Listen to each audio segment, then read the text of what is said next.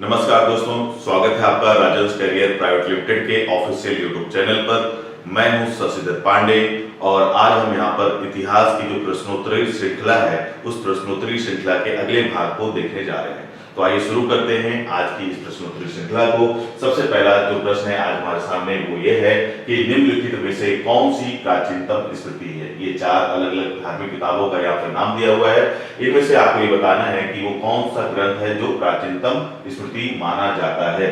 आपके सामने चार ऑप्शन है। पहला है विष्णु धर्मशास्त्र, दूसरा है मनुस्मृति, तीसरा है याज्ञवल्क्य स्मृति और चौथा दिया है नारद स्मृति। तो इस प्रश्न का सही उत्तर है मनुस्मृति, जिसके रचयिता कौन माने जाते हैं? मनु। तो ध्यान में रखेंगे। और ये जो मनुस्मृति है ये हिंदुओं का एक किताब है, हिंदू धर्मशास्त्र से जुड़ा हुआ किताब है और इसमें हिंदुओं की एक तरह से धार्मिक विधियों का, कानूनी विधियों का वर्णन देखने को मिलता है। इसके बाद हम आते हैं अपने अगले प्रश्न पर। अगला प्रश्न है शक संवत जो 78 ईस्वी से प्रारंभ होता है प्रकट करता है, क्या चीज को प्रकट करता है? कनिष्क का शासन, हर्ष की समृद्धि, शिवाजी का शासन या चंद्रगुप्त का शासन। तो आप ध्यान रखेंगे शक संवत की बात की गई है और कब की बात की गई? तो शक संवत 78 ईस्वी यानी कि एडी की बात की गई है। ये जो बात है ये बात प्रकट करता है कनिष्क के शासन को। तो ध्यान रखेंगे कि कुषाण वंश का जो शासक था, कुषाण वंश आप बात जानते होंगे एक मौर्योत्तर कालीन वंश है और ये मौर्योत्तर काल का सबसे प्रसिद्ध वंश दिखाई देता है। और इसी वंश का सबसे प्रसिद्ध शासक जो देखने को मिलता है हमें वो कौन है? कनिष्क। और कनिष्क ने जब अपना राज्याभिषेक करवाया था तो वो राज्याभिषेक कराने की जो तिथि है वो है 78 एडी यानी कि 78 ईस्वी। और उसी समय उसने एक नया कैलेंडर शुरू किया जिसका नाम है शक संवत या शक कैलेंडर। तो ये आपको ध्यान रखना होगा, ये महत्वपूर्ण प्रश्न बनता है यहाँ से। इसके बाद आते हैं हम अपने अगले प्रश्न पर। अगला प्रश्न है हेलियोडोरस के बेशनगर अभिलेख से उल्लेख होता है, यानी कि हेलियोडोरस ने जो एक अभिलेख लिखवाया था बेशनगर में, उस अभिलेख में किन बातों का, इन चार ऑप्शन में से किन बातों का वर्णन मिलता है? तो सबसे पहले तो ये जान लेना चाहिए आपको कि बेशनगर है कहाँ। तो बेशनगर प्राचीन नाम है विदिशा का और विदिशा कहाँ है आप सभी को जानकारी होनी चाहिए कि ये है मध्य प्रदेश में। तो मध्य प्रदेश का एक जिला है विदिशा जिसका प्राचीन नाम क्या देखने को मिलता है? बेशनगर। और इसी बेशनगर में प्राचीन काल में एक राजदूत आया था जिसका नाम था हेलियोडोरस। और ये हेलियोडोरस कहाँ से आया था, किसका राजदूत था? तो एक यूनानी शासक का राजदूत था और उस यूनानी शासक का नाम आपको याद होना चाहिए या पता होना चाहिए, वो है एंटियालकिड्स। क्या नाम है? तो एंटियालकिड्स नाम का एक यूनानी शासक था और उस यूनानी शासक का ये राजदूत था कौन? हेलियोडोरस। और ये कहाँ आया था? तो बेशनगर या विदिशा आया था और वहां किसके दरबार में आया था? तो भागभद्र के दरबार में वो यहाँ पर पहुंचा था। तो ये सारी चीजें आपको ध्यान रखनी है। अब बात करते हैं कि इस अभिलेख में किन बातों का वर्णन मिलता है। तो आप इस बात के बारे में जानकारी रखिएगा कि जो ये हेलियोडोरस था जब वो यहाँ बेशनगर पहुंचा था, विदिशा पहुंचा था, तो उसने यहाँ पहुंच करके भागवत धर्म या वैष्णव धर्म को अपना लिया था। ये बहुत ही महत्वपूर्ण बात है। कौन सा धर्म अपना लिया था? तो वैष्णव धर्म या भागवत धर्म। और उन्हीं में से किसी एक बात का इस अभिलेख में वर्णन देखने को मिलेगा। देख लेते हैं। पहला ऑप्शन है संकर्षण और वासुदेव का, दूसरा ऑप्शन है संकर्षण और वासुदेव एवं प्रद्युम्न का, सभी पांचों वीरों का या वासुदेव का। तो याद रखेंगे कि इस अभिलेख में वासुदेव का वर्णन मिलता है, यानी कि वासुदेव कृष्ण जो कि भागवत धर्म या वैष्णव धर्म के एक प्रतीक माने जाते हैं। तो याद रखेंगे आप हेलियोडोरस का नाम, बेशनगर का नाम और वासुदेव के बारे में। इसके बाद हम देखते हैं अपना अगला प्रश्न। अगला प्रश्न है प्राचीन भारत में चिकित्सा शास्त्र पर ग्रंथ लिखा था। इन चार नामों में से वो कौन सा व्यक्ति है जिसने प्राचीन काल में चिकित्सा शास्त्र पर एक ग्रंथ लिखा था? तो प्रश्न किया गया है किस पर? चिकित्सा शास्त्र पर। और क्या? तो एक ग्रंथ की। तो देख लेते हैं कौन कौन से व्यक्तियों के नाम लिखे हुए हैं यहाँ पर। आर्यभट्ट, नागार्जुन, वारामिहिर और चरक। तो चार ऑप्शन यहाँ पर है आपके सामने, आर्यभट्ट, नागार्जुन और वारामिहिर तथा चरक। इन चार नामों में से वो कौन सा व्यक्ति है जो प्राचीन काल में चिकित्सा शास्त्र से संबंधित दिखाई देता है? तो आप जैसा सभी को जानकारी होगी कि प्राचीन काल में इन चार नामों से वो नाम है चरक का, जिन्होंने अपने समय में कौन सी किताब लिखी थी? तो आपको उनकी किताब का नाम भी जानकारी होनी चाहिए, चरक संहिता। तो ये बहुत ही प्रसिद्ध किताब है। ये लिखी है किसने? चरक ने। और ये चिकित्सा शास्त्र या आयुर्वेद पर लिखी गई एक किताब है, तो बहुत ही महत्वपूर्ण किताब है ये चरक संहिता। लेखक कौन है? तो चरक। और साथ ही साथ यहाँ पर आप ये बात भी ध्यान रखें कि चरक किसके काल में मौजूद थे? तो चरक जो मौजूद थे ये कनिष्क के शासन काल में मौजूद थे, ये हमको ऐसे देखने को मिलता है। तो इतनी बातों को आप ध्यान रखेंगे। इसके बाद आते हैं अपने अगले प्रश्न पर। अगला प्रश्न है, कौन सी दो सभ्यताओं ने गांधार कला शैली की रचना में सहायता प्रदान की? यहाँ पर ध्यान रखिए प्रश्न क्या पूछा गया है, कौन सी दो सभ्यताओं ने, ठीक है, दो सभ्यताओं ने किस शैली में? तो गांधार कला शैली के विकास में या रचना में सहायता प्रदान की। तो आप ध्यान में रखेंगे ये गांधार कला शैली और इसके साथ एक और कला शैली का नाम देखने को मिलता है हमें, और वो कला शैली है मथुरा कला शैली। तो मौर्योत्तर काल जब हम अध्ययन करते हैं, उस मौर्योत्तर काल में हमें ये देखने को मिलता है कि भारत में दो प्रमुख मूर्ति कला शैलियों का विकास होता है, और उनमें से एक मूर्ति कला शैली का नाम है गांधार कला शैली और दूसरी मूर्ति कला शैली का नाम है मथुरा कला शैली। तो ये दोनों कला शैलियों का विकास जो हुआ मौर्योत्तर काल में हुआ है, और इन दोनों मूर्ति कला शैलियों का जो विकास हुआ था ये मौर्योत्तर काल के एक वंश कुषाण वंश के शासन काल के दौरान होता है, और मुख्य रूप से कनिष्क के शासन काल के दौरान ये दोनों कला शैलियां काफी प्रसिद्धि पाती हैं। तो आपको ये तो पहले तो ये जानकारी होनी चाहिए। इसके बाद हम देख लेते हैं कि ये जो गांधार कला शैली है, ये प्रश्न क्योंकि पूछा गया है गांधार कला शैली के बारे में, तो इसके बारे में हमको ऐसे देखने को मिलता है कि ये जो है शैली गांधार कला शैली, ये दो अलग अलग सभ्यताओं के मिश्रण से मिलकर बनी हुई है, जिसमें से एक तो भारतीय सभ्यता है, इसके बारे में तो आपको जानकारी होगी ही क्योंकि भारत के आसपास के क्षेत्र में विकसित हुई है। वैसे गांधार कला शैली कहाँ पर विकसित हुई है इसके बारे में भी आपको जानकारी होनी चाहिए। ये विकसित हुई है भारत के पश्चिमोत्तर भाग में, वर्तमान पाकिस्तान अफगानिस्तान का जो क्षेत्र है वहां पर इस कला शैली का विकास होता हुआ दिखाई देता है। तो भारतीय कला शैली तो है ही मूर्ति की, लेकिन इसमें जो अन्य एक सभ्यता है उसके बारे में भी यहाँ पर प्रश्न पूछा गया है। तो ऑप्शन देख लेते हैं। पहला दिया है भारतीय एवं रोमन, दूसरा दिया है भारतीय एवं मिस्री, तीसरा दिया है यूनानी एवं रोमन, और चौथा दिया है भारतीय एवं यूनानी। तो आप ध्यान रखेंगे इस प्रश्न का सही उत्तर है भारतीय एवं यूनानी। तो इस कला शैली में, गांधार कला शैली में जो मूर्तियां बनी हुई दिखाई देती हैं वो मूर्तियां आपको भारतीय कला शैली का और यूनानी कला शैली का मिश्रण दिखाई देती हैं, और इसलिए इनकी जो देखने की जो मतलब संरचना है, आकृति है, वो अलग दिखाई देती है। काफी कुछ जैसे भारतीय कला शैली की जो मूर्तियां होती हैं वो मथुरा कला शैली में बनी होती हैं, और उसमें भारतीय लोगों के शारीरिक संरचनाओं को, उनके शारीरिक आकृति को ध्यान में रख करके उसका निर्माण किया गया, किसका? मथुरा कला शैली का। वहीं अगर बात करें इसका गांधार कला शैली का, तो उसमें भारतीय और यूनानी दोनों जगह के लोगों की जो शारीरिक संरचना है उनको आधार बना करके इसका निर्माण किया गया है। तो ये आपको ध्यान में रखना होगा। इसके बाद आते हैं अपने अगले प्रश्न पर। अगला प्रश्न है कि आयुर्वेद का जनक किन्हें कहा जाता है? इन चार ऑप्शन में से वो कौन सा है ऑप्शन जो आयुर्वेद का जनक कहा जाएगा? तो आप सबसे पहले तो बात यहाँ पर आयुर्वेद के जनक के रूप में देखते हैं। पहला ऑप्शन है मनु, दूसरा है चरक, तीसरा है श्लोकमान और चौथा कोई नहीं। तो इस प्रश्न का सही उत्तर है चरक। ध्यान रखेंगे कौन? चरक, जिनके बारे में अभी हमने थोड़ी देर पहले देखा कि उन्होंने ही एक किताब या ग्रंथ लिखा है चिकित्सा शास्त्र के ऊपर जिसका नाम है चरक संहिता। तो इस प्रश्न का सही उत्तर होना चाहिए क्या? चरक। इसके बाद आते हैं अगले प्रश्न पर। अगला प्रश्न है पल्लव राज्य की राजधानी थी। तो चार ऑप्शन दिए हैं यहाँ पर, कौन कौन से? चन्नापट्टिनम, महाबलीपुरम, कांचीपुरम या मदुरै। तो ये चार ऑप्शन हैं, आपको ध्यान रखना होगा। पल्लव कहां पर थे? तो ये ध्यान रखेंगे पल्लव जो है दक्षिण भारत का एक राजवंश है, और ये दक्षिण भारत के वर्तमान जो तमिलनाडु और आंध्र प्रदेश का जो क्षेत्र है उसके आसपास इस राजवंश का शासन दिखाई देता है। तो पूछा गया है उनकी राजधानी के बारे में। तो इन चार में से कौन सी जगह है जो इनकी राजधानी थी? तो इनका राजधानी था क्या? कांचीपुरम, जिसे कांजीवरम के नाम से भी आप जानते हैं। तो कांचीपुरम या कांजीवरम इनकी राजधानी थी, जिनकी पल्लव शासकों की। तो ये आपको ध्यान में रखना होगा। कहां पर है ये? तो तमिलनाडु राज्य में इसकी लोकेशन दिखाई देती है। इसके बाद हम आते हैं अपने अगले प्रश्न पर।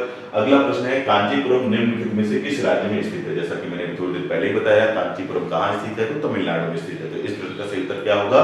तमिलनाडु। याद रखेंगे इस प्रश्न का सही उत्तर क्या होगा? तमिलनाडु। इसके बाद आते हैं अपने अगले प्रश्न पर। अगला प्रश्न है विक्रम संवत एवं शक संवत में कितने वर्ष का अंतर है? तो यहाँ पर ध्यान रखना होगा कि प्रश्न क्या पूछा गया है। विक्रम संवत और शक संवत ये भारतीय इतिहास के दो सबसे महत्वपूर्ण कैलेंडर हैं। एक का नाम है विक्रम संवत, जिसके बारे में माना जाता है कि इसका जो जन्म हुआ है वो 57 ईसा पूर्व में हुआ है। कब विकास हुआ है विक्रम कैलेंडर का? तो विक्रम कैलेंडर या विक्रम संवत जो है भारतीय इतिहास में 57 ईसा पूर्व 57 बीसी में इसका निर्माण हुआ है, ऐसा माना जाता है। और उज्जैन के राजा विक्रमादित्य के द्वारा इसका निर्माण हुआ था। विक्रमादित्य कौन है, इसको लेकर बहुत सारे मतभेद है, लेकिन आपको उस पर नहीं जाना है। ध्यान रखेंगे कि इस कैलेंडर का निर्माणकर्ता किसे माना जाता है? राजा विक्रमादित्य को। और इस कैलेंडर की शुरुआत वर्तमान ग्रेगोरियन कैलेंडर के अनुसार कब से हुई है? तो 57 ईसा पूर्व में इसकी शुरुआत मानी जाती है। वहीं अगर बात करें दूसरे कैलेंडर की, कौन सा कैलेंडर? शक कैलेंडर। शक कैलेंडर जो है उसकी शुरुआत 78 ईस्वी में हुई है, 78 एडी में हुई है। और इसका जन्मदाता कौन है? तो मैंने अभी थोड़ी देर पहले ही बताया है कि इसका जन्मदाता कौन है? कुषाण वंश का शासक कनिष्क। तो ये आपको ध्यान रखना होगा। और कब हुआ मैंने बताया? 78 एडी में। तो शक कैलेंडर जो कि भारत सरकार का राष्ट्रीय कैलेंडर है वो शुरू होता है 78 एडी में ग्रेगोरियन कैलेंडर के अनुसार। और विक्रम कैलेंडर ग्रेगोरियन कैलेंडर के अनुसार 57 बीसी में शुरू होता है। तो अगर आप इन दोनों को जोड़ देंगे 78 एडी इधर और 57 बीसी पहले को, तो दोनों का जो उत्तर आएगा वही इस प्रश्न का उत्तर होगा। तो देख लेते हैं क्या है, कितने वर्ष का अंतर है।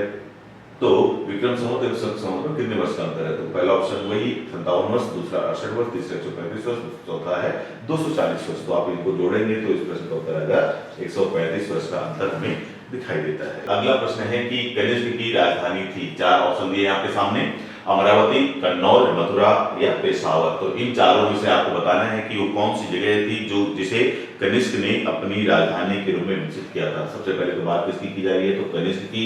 कौन से वंश का शासक है? तो ये हमने जान लिया है कि कनिष्क किस वंश का शासक है? कुषाण वंश का। बात की जा रही है उसकी राजधानी की, तो इस प्रश्न का सही उत्तर है पेशावर। कनिष्क की राजधानी क्या थी?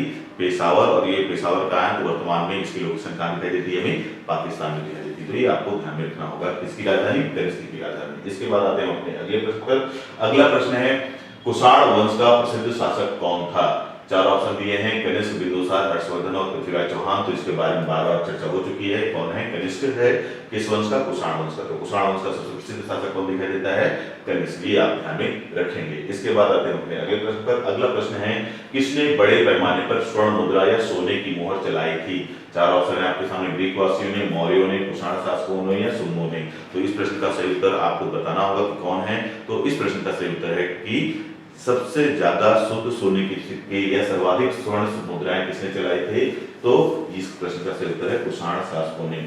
यहाँ पर ये आप ध्यान रखेंगे थोड़ा सा कि इस बात को ध्यान में रखें कि भारत में ऐसा पहली बार ये जब दिखाई देता है कि किन लोगों ने सोने के सिक्के चलाए। तो ये सोने के सिक्के पहली बार चलाने वाले जो शासक दिखाई देते हैं वो इंडो ग्रीक शासक दिखाई देते हैं। ये बहुत महत्वपूर्ण है, ध्यान रखेंगे आप कि भारत में सबसे पहले जो सोने के सिक्के हैं उसको चलाने का श्रेय दिया जाता है इंडो ग्रीक या हिंद यूनानी शासकों को। लेकिन अगर बात की जाए कि भारत में सर्वाधिक शुद्ध सोने के सिक्के और साथ ही साथ बड़ी मात्रा में सोने के सिक्के किन लोगों ने चलाए, तो वो चलाने वाले जो शासक हमें दिखाई देते हैं वो कुषाण वंश के लोग दिखाई देते हैं। तो ध्यान रखेंगे कौन से वंश के लोग? तो कुषाण वंश के लोग या कुषाण वंश के शासक जो थे उन्होंने बड़ी मात्रा में सोने के सिक्के चलाए और साथ ही साथ उनके सोने के जो सिक्के होते थे उनमें शुद्धता भी ज्यादा होती थी। तो ये आपको ध्यान रखना होगा। इसके बाद हम आते हैं अगले प्रश्न पर। अगला प्रश्न है कि चालुक्यों की राजधानी क्या थी? इन 4 ऑप्शन में से वो कौन सी जगह थी जो चालुक्यों की राजधानी थी? तो देख लेते हैं। पहला ऑप्शन दिया है हलेबीड, दूसरा दिया है श्रीरंगपट्टनम, तीसरा दिया है बादामी और चौथा दिया है मदुरै। तो ध्यान रखेंगे चालुक्यों की जो राजधानी दिखाई देती है, सबसे पहले तो चालुक्यों के बारे में जान लीजिए कि चालुक्य जो है वो एक दक्षिण भारतीय वंश है जो भारत के दक्षिणी राज्य कर्नाटक के आसपास शासन करता था, ऐसा हमें दिखाई देता है। तो कहां पर शासन करता था इनका शासन क्षेत्र? तो शासन क्षेत्र इनका दिखाई देता है वर्तमान कर्नाटक और आंध्र प्रदेश का जो पश्चिमी हिस्सा उसके आसपास इस वंश के लोगों का शासन हमें दिखाई देता है। तो सबसे पहले तो राज्य, कौन सा राज्य? तो प्रमुख रूप से इनके राज्य का विस्तार वर्तमान कर्नाटक राज्य के क्षेत्र में दिखाई देता है। साथ साथ वर्तमान जो आंध्र प्रदेश है उसका पश्चिमी हिस्सा भी इस राज्य की सीमा में शामिल था। वहीं अगर बात करें इसकी राजधानी की, तो इन 4 ऑप्शन में से जो इसकी राजधानी थी वो थी ऑप्शन सी यानी कि बादामी, जिसका नाम वातापी भी आपको दिखाई देता है। तो वातापी या बादामी ये इनकी राजधानी थी, किसकी? चालुक्यों की। तो ये आप ध्यान में रखेंगे। इसके बाद आते हैं अपने अगले प्रश्न पर। अगला प्रश्न है हमारा कि गुप्त साम्राज्य का वास्तविक संस्थापक किसे माना जाता है? 4 ऑप्शन दिए हैं, चंद्रगुप्त द्वितीय, चंद्रगुप्त प्रथम, समुद्रगुप्त या श्रीगुप्त। प्रश्न में ध्यान दीजिएगा कि गुप्त साम्राज्य का वास्तविक संस्थापक की बात की गई है, ना कि संस्थापक। तो यहाँ पर प्रश्न पूछा गया वास्तविक संस्थापक। अगर प्रश्न पूछा जाए संस्थापक, तो संस्थापक के रूप में हमें दिखाई देता है कौन? श्रीगुप्त। तो याद रखेंगे कि गुप्त वंश का संस्थापक दिखाई देता है कौन? श्रीगुप्त। लेकिन अगर बात की जाए जब कभी प्रश्न इस तरह का आए कि वास्तविक संस्थापक हम किसे मान सकते हैं गुप्त वंश का, तो वो होगा आपका कौन? चंद्रगुप्त प्रथम। तो इस प्रश्न में आपके सामने उत्तर होगा, देखिए चंद्रगुप्त प्रथम। तो इस वंश का वास्तविक संस्थापक किसे माना जाएगा? चंद्रगुप्त प्रथम को। ये आपके लिए महत्वपूर्ण है। इसके बाद आते हैं अपने अगले प्रश्न पर। अगला प्रश्न है चंद्रगुप्त विक्रमादित्य किस वंश से संबंधित थे? चार ऑप्शन है, गुप्त वंश, मौर्य वंश, हर्यक वंश और कोई नहीं। तो ये प्रश्न अभी थोड़ी देर पहले भी चर्चा में हुआ कि चंद्रगुप्त विक्रमादित्य किस वंश से संबंधित है?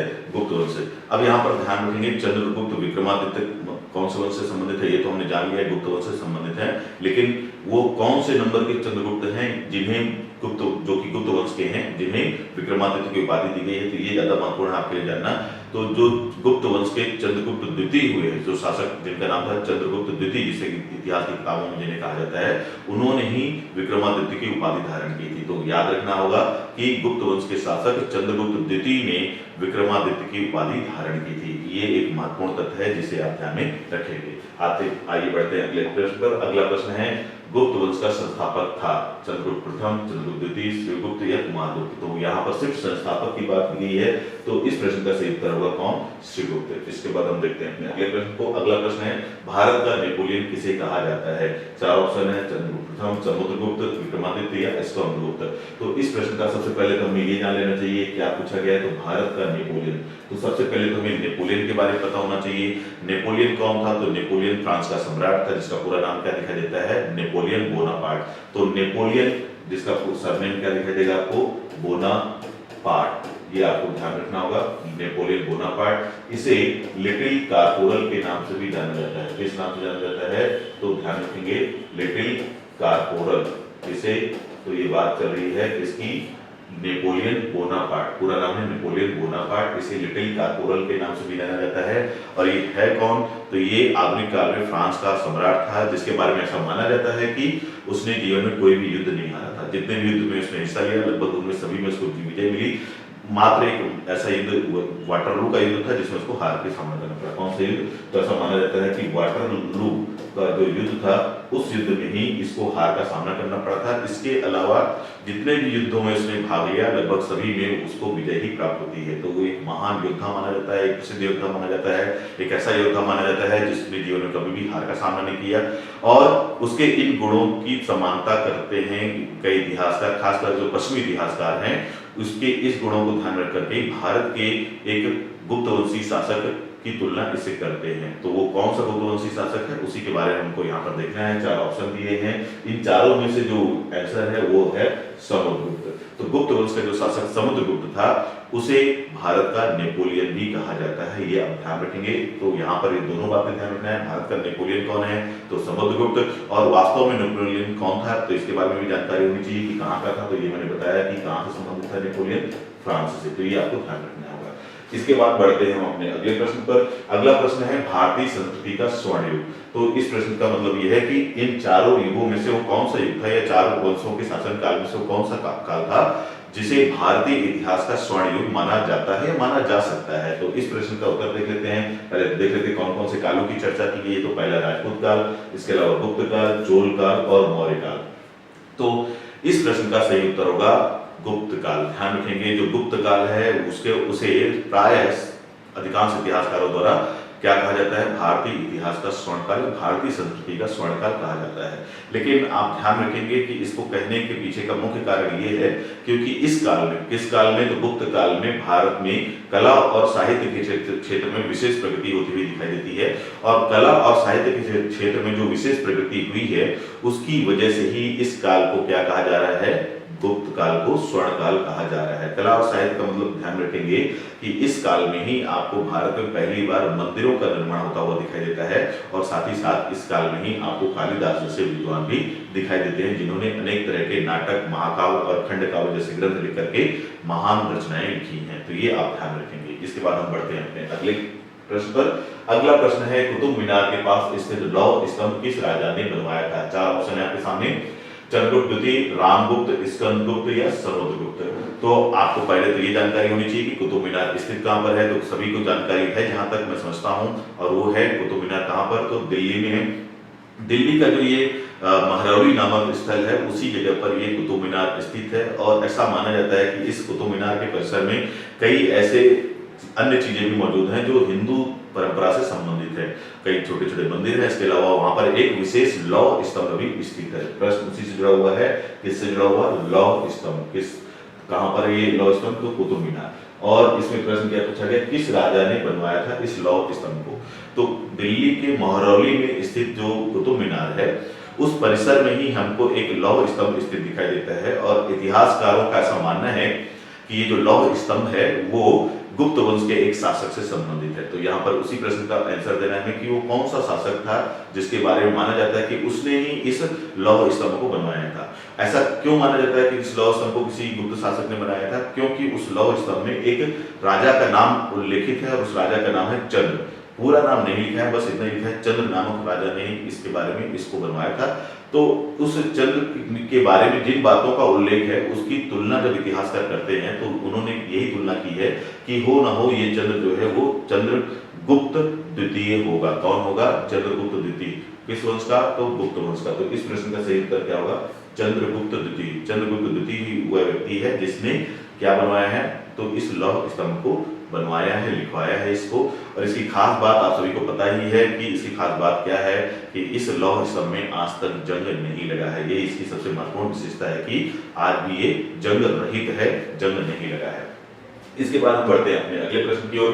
अगला प्रश्न है, गुप्त शासकों द्वारा जारी किए गए चांदी के सिक्के को कहते थे, क्या कहते थे। तो यहाँ पर चार ऑप्शन है, पर्ण, कांसा, दिनार या रुपया। तो ध्यान रखेंगे कि गुप्त शासकों के द्वारा जो चांदी के सिक्के बनाए जाते थे उन्हें क्या कहा जाता था, रूपक कहा जाता था। इसके बाद हम आते हैं अगले प्रश्न की ओर। अगला प्रश्न है, वराहमिहिर थे एक महान क्या।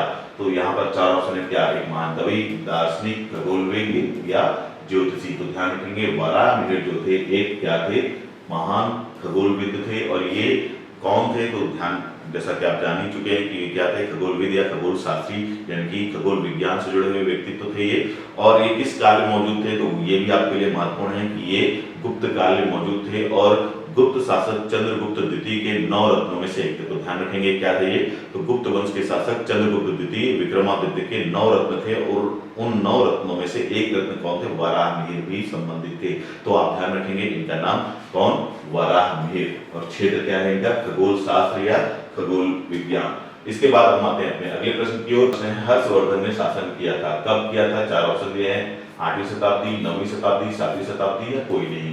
तो ध्यान रखेंगे हर्ष का जो शासन काल है 600 के बाद दिखाई देता है, 600 ईस्वी के बाद। इसका मतलब है कि वो 7वीं सदी का शासक था, 7वीं शताब्दी ईस्वी का। ध्यान रखेंगे कब का, तो 7वीं शताब्दी एडी का शासक दिखाई देता है कौन, हर्षवर्धन। ये आपको ध्यान में रखना होगा। इसके बाद हम आते हैं अगले प्रश्न पर। अगला प्रश्न है, चीनी यात्री फाहियान किसके शासन काल में भारत आया था। चार ऑप्शन है, पहला है कनिष्क, दूसरा है चंद्रगुप्त मौर्य, तीसरा है चंद्रगुप्त विक्रमादित्य और चौथा दिया है समुद्रगुप्त। तो यहाँ पर बात की गई किसकी, एक चीनी यात्री की, और उस यात्री का नाम क्या है, फाहियान। तो इसका नाम आपको पता होना चाहिए, नाम क्या है, फाहियान। कहाँ से आया था, चीन से आया था। और ये चीन से आया हुआ पहला व्यक्ति माना जाता है भारत में। और ये क्यों आया था, ये बात भी आपको जानकारी होनी चाहिए कि ये आया था बौद्ध धर्म का अध्ययन करने। तो फाहियान जो कि चीनी यात्री था, चीनी बौद्ध यात्री था, और वो भारत में बौद्ध धर्म के जो धार्मिक स्थल हैं उनका अध्ययन करने या बौद्ध धर्म से जुड़े हुए साहित्य का अध्ययन करने भारत आया था। और जिस काल में वो भारत आया था उस समय भारत में चंद्रगुप्त द्वितीय विक्रमादित्य का शासन दिखाई देता है। तो गुप्त वंश का शासक कौन, चंद्रगुप्त विक्रमादित्य या चंद्रगुप्त द्वितीय विक्रमादित्य का शासन। तो प्रश्न क्या होगा, प्रश्न का उत्तर क्या होगा, चंद्रगुप्त विक्रमादित्य। प्रश्न यही पूछा गया किसके शासन काल में, तो चंद्रगुप्त विक्रमादित्य के शासन काल में वो भारत आया था। इसके बाद हम आते हैं अगले प्रश्न पर। अगला प्रश्न है, किस यूनानी इतिहासकार को इतिहास का जनक कहा जाता है।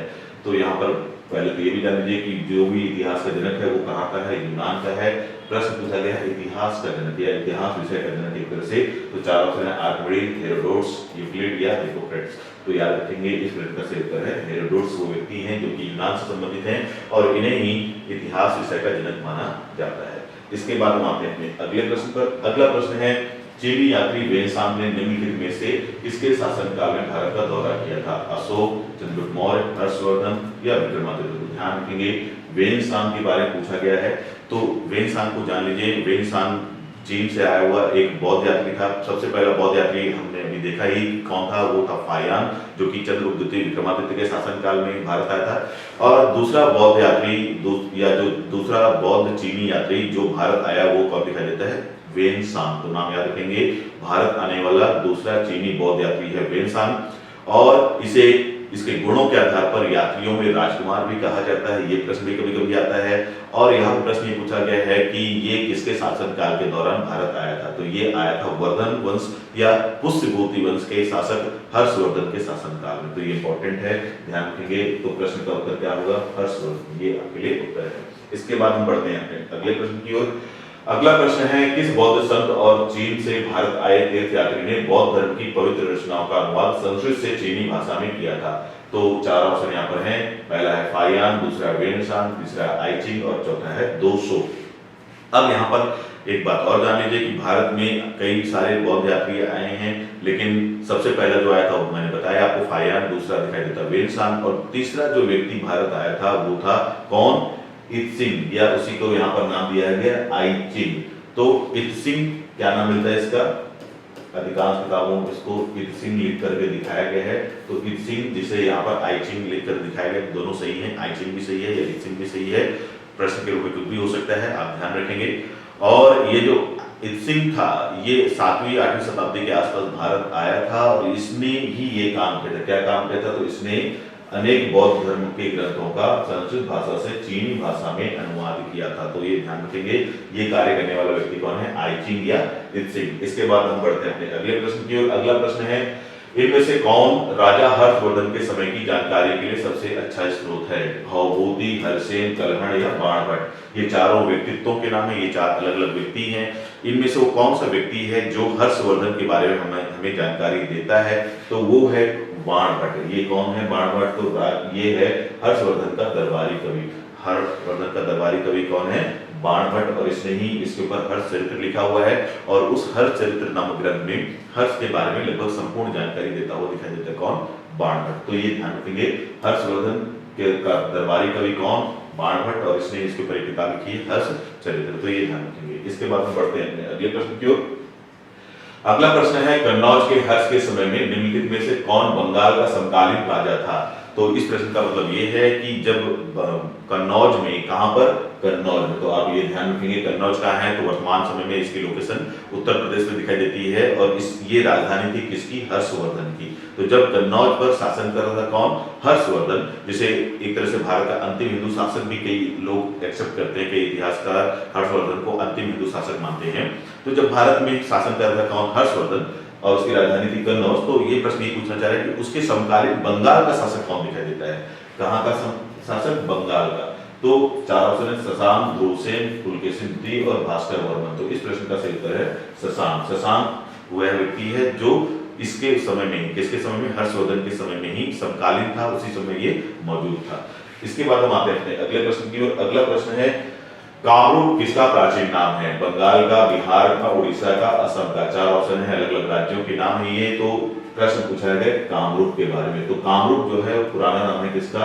असम का। प्राचीन नाम है असम का। ध्यान रखेंगे, असम का प्राचीन नाम या पुराना नाम क्या मिलता है हमें? कामरूप। इसके बाद हम बढ़ते हैं अपने अगले प्रश्न की ओर। अगला प्रश्न है, चोल राजा जिसे गंगईकोंड कहा जाता है कौन है? तो राजराज है, राजेंद्र प्रथम है, कुलोत्तुंग प्रथम है या मनु नीम है? ये चार राजाओं के नाम है और ये बात किसकी की गई है? चोल वंश की। किस वंश की बात की गई है? चोल वंश की। तो चोल वंश जो है वो दक्षिण भारत का एक वंश है।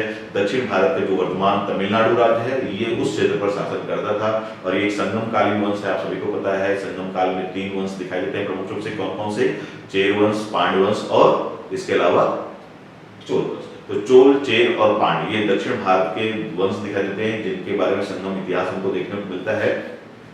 और इसी चोल वंश में हमको इन चार राजाओं के बारे में बातें की गई हैं। प्रश्न पूछा गया है कि इन चारों में से वो कौन सा व्यक्ति है चोल वंश का जिसने कौन सी उपाधि धारण की थी? तो गंगईकोंड की उपाधि। तो ऑप्शन ए है राजराज, बी में राजेंद्र प्रथम, सी में कुलोत्तुंग, डी में मनु नीम। तो इस प्रश्न का उत्तर है राजेंद्र प्रथम वो व्यक्ति है जिसने कौन सी उपाधि धारण की थी? गंगई कोंड की उपाधि धारण की थी। गंगई कोंड की उपाधि इसने क्यों धारण की थी, इसके बारे में भी आपको पता होना चाहिए। आपको इसने जब ये शासन कर रहा था चोल वंश में, तो ये चोल वंश का एक महान शासक दिखाई देता है। अपने समय में ये सबसे महान शासकों में से एक था और चोल वंश के सबसे महान शासकों में से एक इसका नाम दिखाई देता है। और इसने अपने शासन काल के दौरान वर्तमान जो उत्तर भारत है, उत्तर भारत में गंगा नदी के आसपास तक के क्षेत्र को जीत लिया था, ऐसा इसके अभिलेखों से पता चलता है। और उन अभिलेखों से ही इस बात की जानकारी मिलती है कि जब इसने उत्तर में गंगा नदी तक के आसपास के क्षेत्र को जीत लिया था, अपने अधीन कर लिया था, उसके बाद ही इसने ये उपाधि धारण की थी। कौन सी? गंगई कोंड की उपाधि धारण की थी। तो ये ध्यान में रखेंगे, एक तरह से गंगा को जीतने वाला या गंगा के आसपास के क्षेत्र को जीतने वाला शासक, इस तरह से इसका अर्थ निकलता है। इसके बाद हम आते हैं अपने अगले प्रश्न की ओर। अगला प्रश्न है तमिल रामायण कृति है। तो बात की जा रही है यहाँ पर रामायण की। आप सभी को पता है रामायण जो है हिंदू धर्म का एक महाकाव्य है और जो सबसे प्रसिद्ध इसके बारे में आपको जानकारी होनी चाहिए कि रामायण को कई भाषाओं में लिखा गया है। जो सबसे प्रसिद्ध इसकी रचना है या कृति है रामायण का, जो भाग हमें देखने को मिलता है वो है वाल्मीकि कृत रामायण, जो कि मुख्य रूप से नॉर्थ इंडिया में या उत्तरी भारत में प्रचलित है। लेकिन इसके अलावा भी रामायण के अलग अलग भाषाओं में कई हमारे सामने ग्रंथ दिखाई देते हैं। तो यहाँ पर पूछा गया है तमिल रामायण के बारे में कि तमिल भाषा में जो रामायण है उसको किसने लिखा है। तो ऑप्शन है अंदाल, जैन, गोंदार, कम्मन या रामानुज। मतलब इन चारों में से वो कौन सा व्यक्ति है जिसने तमिल रामायण की रचना की है? तो इस प्रश्न का सही उत्तर है कम्मन। कम्मन ये व्यक्ति हैं जिन्होंने तमिल रामायण लिखी है और इसके कई नाम दिखाई देते हैं, जैसे कि रामावतार। तो रामावतार नाम से दिखाई देता है तमिल रामायण। तो तमिल रामायण का एक नाम क्या दिखाई देता है हमको? रामावतार। और ये तमिल भाषा में, कौन सी भाषा में? तो याद रखेंगे तमिल भाषा में है। और इसके लेखक कौन दिखाई देते हैं? तो कम्मन इसके लेखक दिखाई देते हैं। इसके बाद हम आते हैं अगले प्रश्न की ओर। अगला प्रश्न है चोल वंश का अंतिम शासक कौन था? प्रश्न पूछा गया है कौन से वंश के बारे में? तो चोल वंश के बारे में। ये अभी हमने देख लिया कि ये दक्षिण भारतीय वंश है। और प्रश्न पूछा गया कि अंतिम शासक कौन दिखाई देता है इस वंश का? तो ऑप्शन में पहले है राजाराज प्रथम, राजेंद्र द्वितीय, राजराजा द्वितीय या पुलकेशिन द्वितीय। तो इस प्रश्न का सही उत्तर है राजराजा द्वितीय। इस वंश का अंतिम शासक कौन दिखाई देता है? राजराजा द्वितीय। इसके बाद हम बढ़ते हैं अपने अगले प्रश्न की ओर। अगला प्रश्न है किसके शासनकाल में ग्रामीण समुदाय को बहुत सारे अधिकार दिए गए थे? यहाँ पर आप ध्यान रखेंगे कि ये चार वंशों के नाम दिए गए हैं, चोल, मुगल, ब्रिटिश या पाल। भारतीय इतिहास में एक वंश ऐसा है जिसके बारे में ये कहा जाता है कि उसने अपने शासनकाल के दौरान स्थानीय स्वशासन या ग्राम स्वशासन को बहुत ज्यादा महत्व दिया और उसे बहुत सारे अधिकार प्रदान किए थे। और वो जो वंश था एक दक्षिण भारतीय वंश था। ध्यान रखेंगे कौन सा वंश था?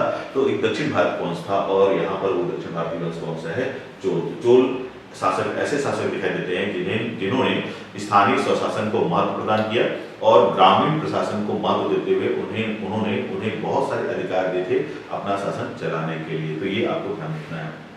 इसके बाद हम बढ़ते हैं अपने अगले प्रश्न की ओर। अगला प्रश्न है हिजरी संवत कब आरंभ हुआ था? प्रश्न पूछा गया है कि हिजरी संवत कब आरंभ हुआ था? तो चार ऑप्शन है 78 एडी या ईस्वी, 58 ईस्वी, 670 ईस्वी या 622 ईस्वी। तो इस प्रश्न का उत्तर है 622 ईस्वी। सबसे पहले तो थोड़ा सा ये भी जान लीजिए हिजरी संवत क्या है।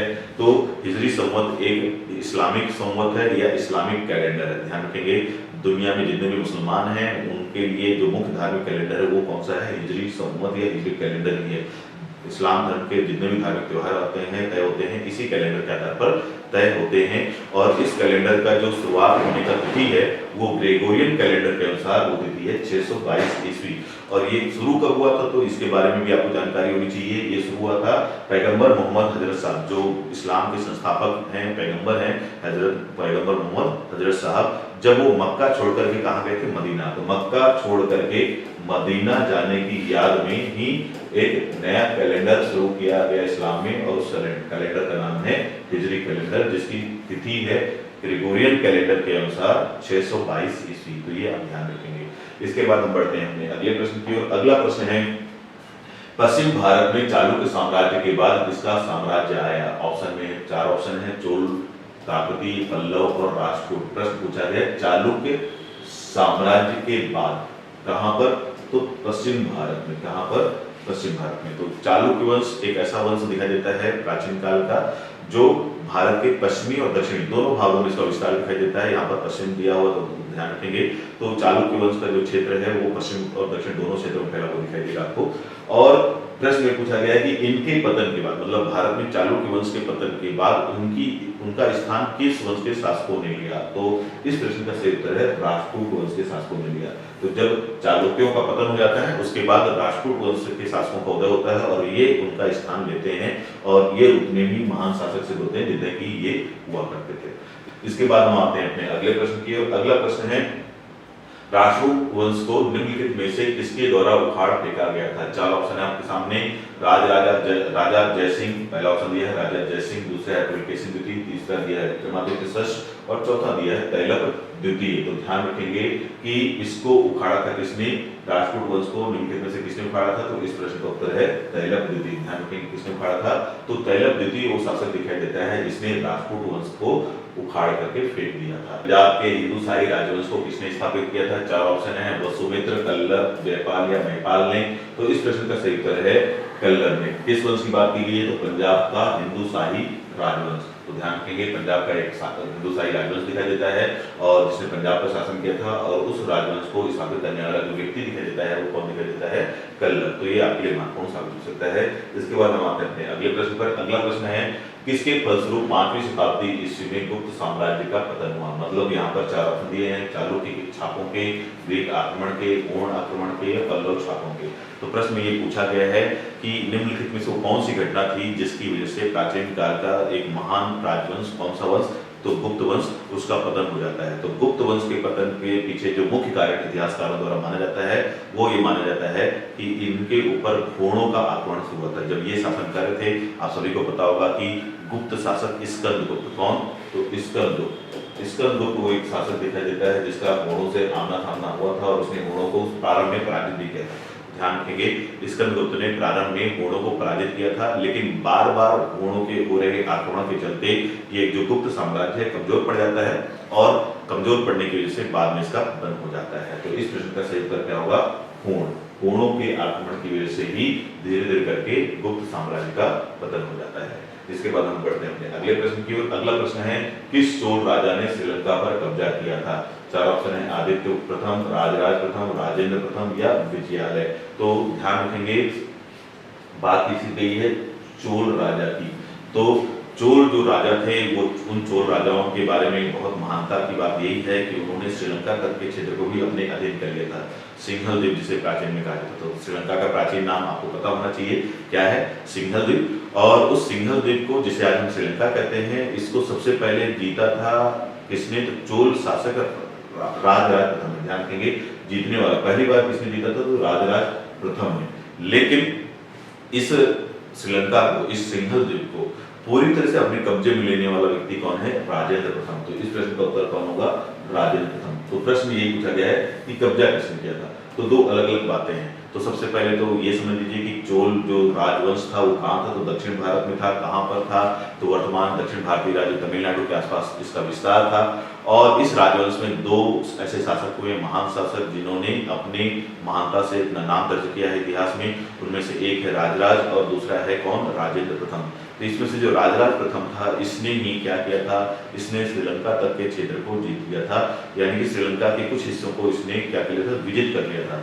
लेकिन इसका जो पुत्र होता है राजेंद्र प्रथम, उसने तो पूरे श्रीलंका को एक तरह से अपने कब्जे में ले लिया था और ये उसकी महानता को दिखाता है। तो प्रश्न यहाँ पर पूछा गया कि श्रीलंका पर कब्जा किसने किया था, तो इस प्रश्न का उत्तर आएगा राजेंद्र प्रथम। अगर प्रश्न ये आए कि किसने सबसे पहली बार श्रीलंका के कुछ क्षेत्रों को जीत लिया था, तो उसका उत्तर होगा राजराज प्रथम। तो दोनों तरह के प्रश्न को समझेंगे कि पहली बार हमला किया, उसके कुछ क्षेत्रों को जीता किसने, तो राजराज प्रथम ने, इसी वंश का है।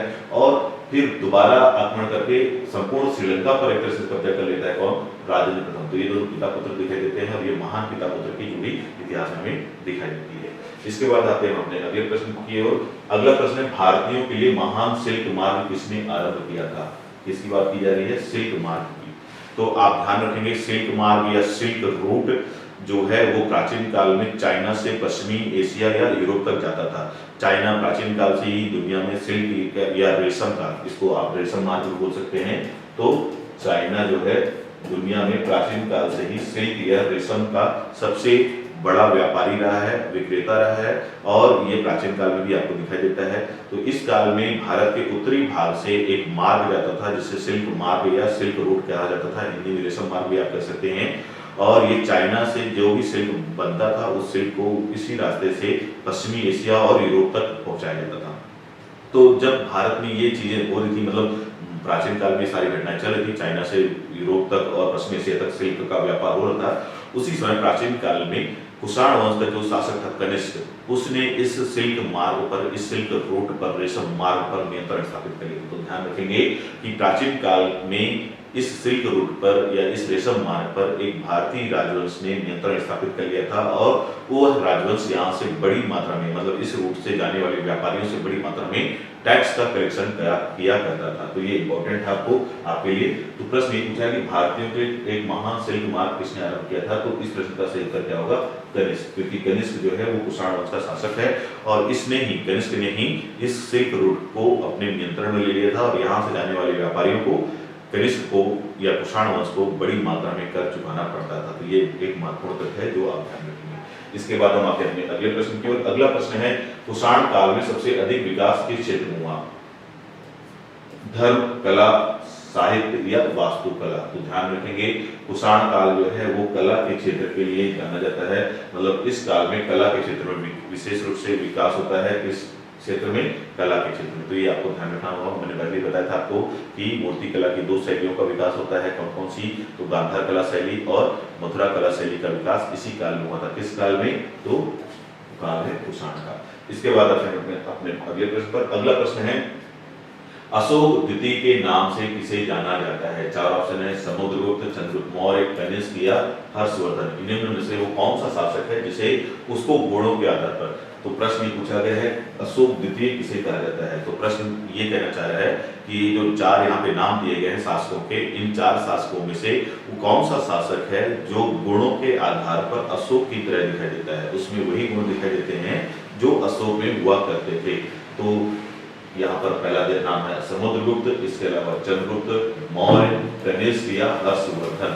तो इस प्रश्न का सही उत्तर है कनिष्क। कनिष्क जो कि कुषाण वंश का शासक था, ये जिस तरह का गुणी था उसने अपने गुणों को प्रदर्शित भी किया है, उसने कई ऐसे कार्य किए हैं जो ये दिखाते हैं कि उसे क्या कहा जा सकता है, अशोक द्वितीय। तो गुणों के आधार पर अगर हम किसी व्यक्ति को, इन चार व्यक्तियों में से अशोक द्वितीय कह सकते हैं तो वो कौन है, कनिष्क। ये आप याद रखेंगे, कौन से वंश का है वो, तो ये भी ध्यान रखेंगे, कनिष्क कुषाण वंश का शासक दिखाई देता है। इसके बाद हम आते हैं अपने अगले प्रश्न की ओर। अगला प्रश्न है, प्रशासन के क्षेत्र में चोल राजवंश का मुख्य योगदान है, क्या है। पहला ऑप्शन है सुनियोजित प्रांतीय प्रशासन, दूसरा ऑप्शन है एक सुनियोजित राजस्व प्रणाली, एक सुसंगठित केंद्रीय सरकार या एक संगठित स्थानीय स्वशासन। तो इस प्रश्न का सही उत्तर है एक संगठित स्थानीय प्रशासन या स्वशासन।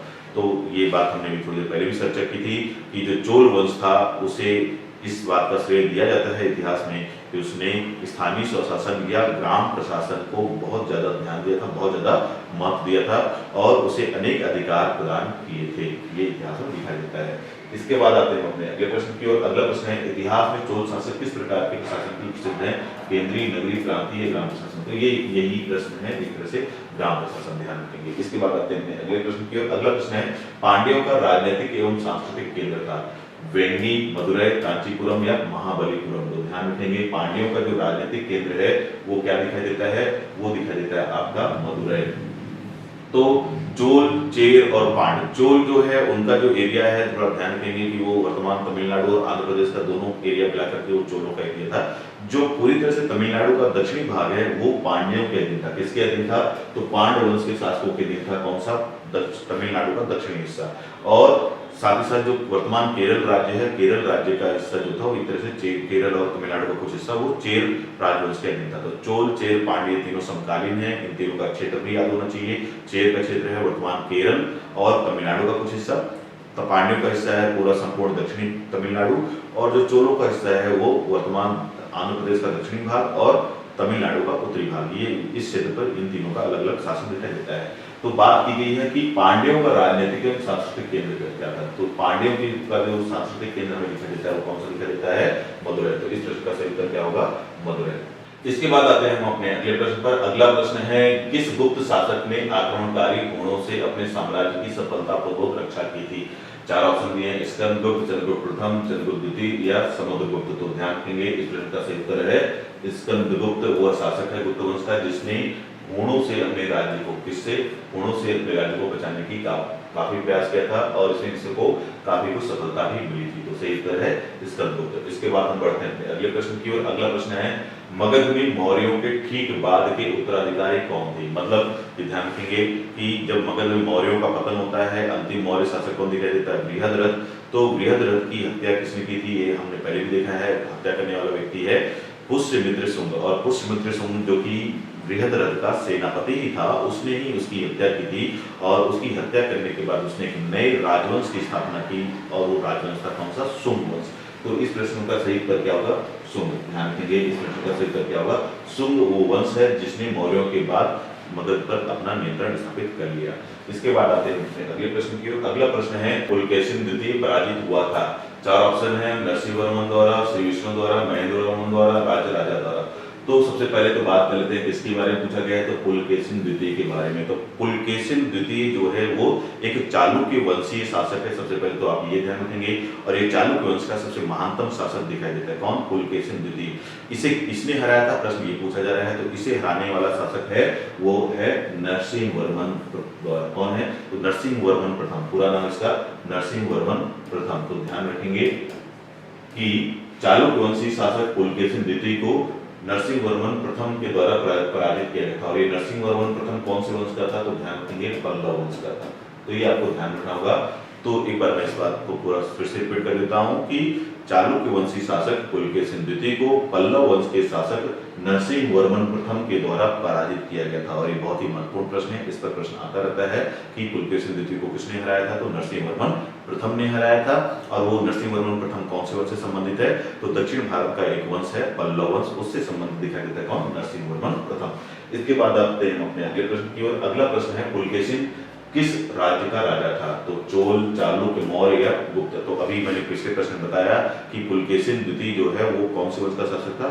चालुक्य वंश का शासक था। और चालुक्य वंश का ये सबसे महान शासक दिखाई देता है। इसके बाद हम आते हैं अपने अगले प्रश्न की ओर। अगला प्रश्न है, चालुक्य शासक पुलकेशिन द्वितीय ने किसे हराया था? तो अब यहाँ पे प्रश्न पूछा गया है कि पुलकेशिन द्वितीय ने किसे हराया था। इसके कुछ प्रश्न पहले हमने ये पढ़ा था कि पुलकेशिन द्वितीय को किसने हराया था। अब ये प्रश्न है कि पुलकेशिन द्वितीय ने किसे हराया था। तो ध्यान रखेंगे पुलकेशिन द्वितीय जो कि चालुक्य वंश का एक महान शासक दिखाई देता है, उसने अपने शासन काल के दौरान उत्तर भारत के एक महान शासक को पराजित किया था, या एक तरह से आप कह सकते हैं कि उत्तर भारत के अंतिम हिंदू शासक को उसने पराजित किया था। और वो कौन है? वो शासक है हर्षवर्धन। बहुत ही महत्वपूर्ण है, ये प्रश्न आता है, हमेशा आता रहता है, ध्यान रखेंगे। तो बात की गई है चालुक्य शासक और नाम क्या है? पुलकेशिन द्वितीय ने किसे हराया था, बात ये पूछा गया है। तो चालुक्य वंशी शासक पुलकेशिन द्वितीय ने वर्धन वंश या पुष्यभूति वंश के शासक क्या नाम उनका? हर्षवर्धन को पराजित किया था। ये आपको ध्यान रखना होगा। कभी कभी ये प्रश्न पूछा जाता है कि किस नदी के किनारे पराजित किया था, या ये युद्ध किस नदी के किनारे लड़ा गया था। तो ये युद्ध लड़ा गया था नर्मदा नदी के किनारे। तो नर्मदा नदी के किनारे लड़े गए युद्ध में पुलकेशिन द्वितीय ने हर्षवर्धन को पराजित किया था। तो ये एक बहुत ही महत्वपूर्ण प्रश्न है जिस पर अक्सर प्रश्न आता रहता है। तो आज हमने ये जो प्रश्न देखे हैं, ये सारे ही प्रश्न महत्वपूर्ण हैं, आपके लिए महत्वपूर्ण साबित हो सकते हैं आगामी परीक्षाओं के लिए। आज के इस वीडियो में केवल इतना ही। मिलते हैं अपने अगले वीडियो में, तब तक के लिए धन्यवाद।